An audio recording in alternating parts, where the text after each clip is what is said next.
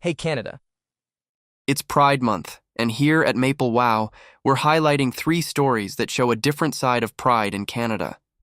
From hidden moments that changed the country, to traditions that existed long before Confederation, to celebrations happening far beyond the big cities, these stories remind us that pride in Canada is about much more than parades. One of the most important chapters in Canada's pride story began in 1981.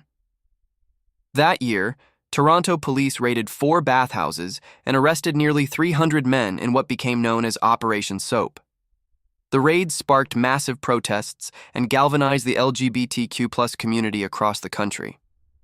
Many historians consider it Canada's equivalent of the Stonewall Uprising in the United States. The movement that followed Operation Soap helped transform pride from small gatherings into a growing national push for equality. And in 2005, Canada became only the 4th country in the world to legalize same-sex marriage nationwide, and the first outside Europe. But some pride stories are much older than Canada itself.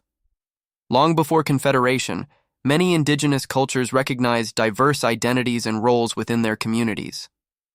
These traditions varied from nation to nation and reflected understandings of gender and spirituality that differed from European ideas. In 1990, Indigenous leaders meeting in Winnipeg adopted the term Two-Spirit.